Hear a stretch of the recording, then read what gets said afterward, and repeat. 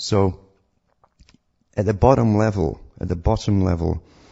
we're still dependent basically upon from what the media throws at us, basically the chicken feed.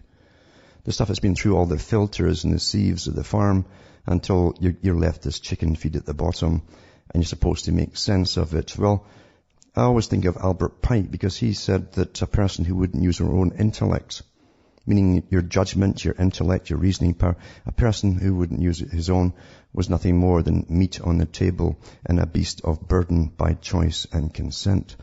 And that's really how you're viewed, you see. You're given a lot of clues, a lot of hints, but you'll still wait to be told what to do by the same media. Brzezinski talked about this too. He said the people eventually will expect the media to do their reasoning for them. And he actually said that in one of his books in the 1970s. And that's all come true. Most folk today, if you told them what was happening, even with radiation, they'd wait till the media told them if it was too unsafe to stay there, or they really want to believe the media. If the media tells them just stay where you are, it's fine, you know. So that's how people are. They will not use their own individual, and that's the key, individual abilities to reason out anything is given to them.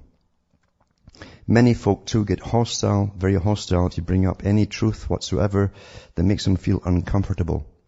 Now this is again because society has been trained through generations actually with a scientific technique, again outlined by Bertrand Russell.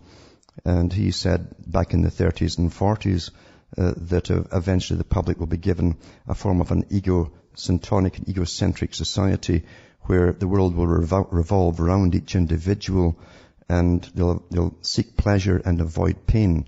Now he's talking there about mental pain, things which make you feel uncomfortable, and that's what you have today. And that's why you get reactions from people who don't want to listen to you, and they get hostile if you persist. They're waiting for Big Brother to tell them that everything's going to be nice and cozy and comfortable for them. That's what they want to hear. You're looking at damaged people. They're totally conditioned. They're perfectly conditioned, and that's the problem.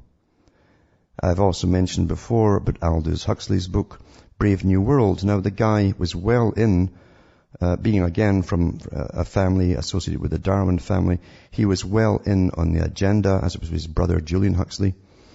And he took part in experiments in Tavistock on mental patients where they stuck wires in their brains long before Delgado was given the fame of trying it on a bull. They were actually using people in Britain. And he thought that was wonderful, by the way, at least Julian Huxley, Aldous Huxley. But he did mention the same thing, that in Brave New World, that the society would be created and dominated by a small group of men. You'll find him verifying this in Brave New World Revisited, and his talks that he's given at some of the top Ivy League universities. I've got links in my archive section at cuttingthroughthematrix.com. You can hear him talking about it. And he knew this was a plan. And he talked about genetic engineering back in the 1930s. I'm sure they were talking about it long before that, and actually playing on it too, before they supposedly even discovered the gene on the lower levels of reality. That's why you have research. They've already done the searching. And he talked about it in Brave New World, how a society would be created where people would be cloned for their workstations, basically. And you have your alpha, betas, and thetas, and so on, all the way down for your particular type of work to do. And I'll continue with this on this line because it'll tie in with what I'm talking about tonight. Back after this break.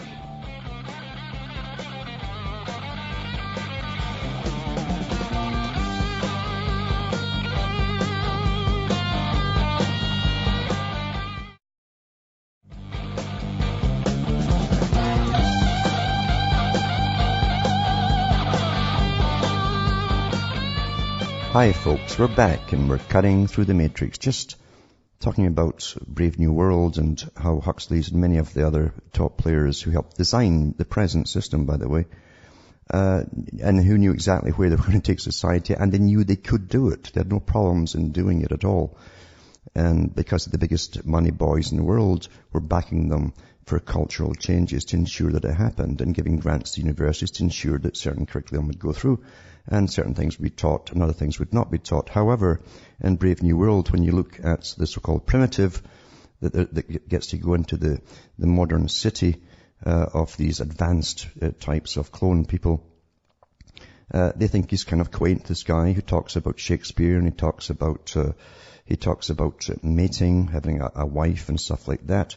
And they titter, they're very polite, and they listen to him, and they're kind of quizzical about it too, because they can't relate to what he's talking about, because their system was so far different, had gone ahead so far, they couldn't imagine any of the things he was talking about, staying with a person, having children of your own, that kind of stuff. Well, I mean, when you think about it, many of us have lived through all of the changes that brought all this about in our own lifetime. And none of them happened from the bottom up. They all happened from the top down. As Plato said, any cultural changes must be not only authorized from the top, it must be created and promoted from the top. And that's exactly how the culture has been, right down to the degradation we see today. So you simply take that example of taking the so-called primitive in and putting them with today's culture, and he would be utterly at a loss to understand them at all, and they would be at a loss to understand him. Well, that's how it is with the perfectly conditioned. And what Huxley was showing you were the perfectly conditioned, those who had been given a completely different view of life, again, perception, alteration, and never the twain can meet basically with the perfectly conditioned. They cannot relate to living in any other system. That's why people get their backs up when you try to teach them something or even get their curiosity going. It's very, very difficult unless you stay on very simple things that affect them directly. Generally, it's a fear-based thing like loss of job or inflation, something they can basically simply understand.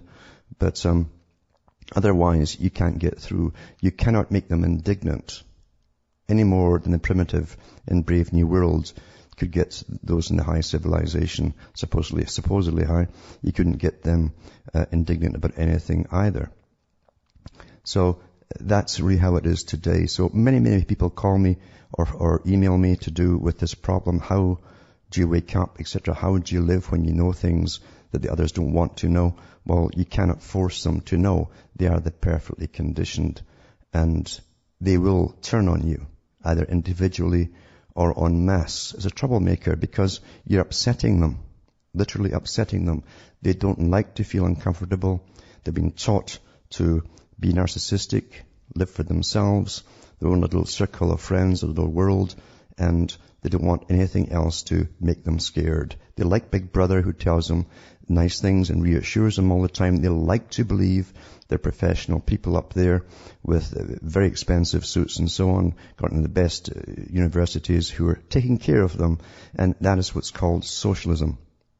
That's what socialism is. It's Big Brother, where you leave all the big important things to better brains than your own. That's how you're taught to see it all from the bottom. And many of them like that. They're taught to play and spend and just be happy no matter what happens. Just be happy. That's where we are today.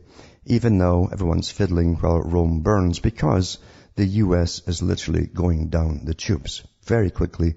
And I've said this for years, that the U.S. was really created to be the big military and industrial machine for war, to conquer the rest of the countries, to push the same system. It took over from Britain, and it pushed the same system across the world as it's still doing today.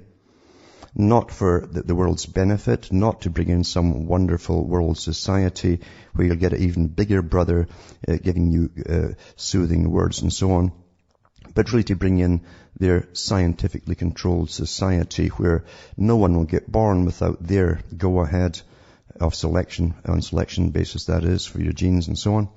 And eventually they hope to actually breed, just like Brave New World. They'll breed workers for the future. And I am certain they have the abilities to do it now, and probably have tested a lot of things out on little islands off the coast here and there, over the last 100 years. Because if you notice, even the James Bond movies, it wasn't the big countries really it was a problem.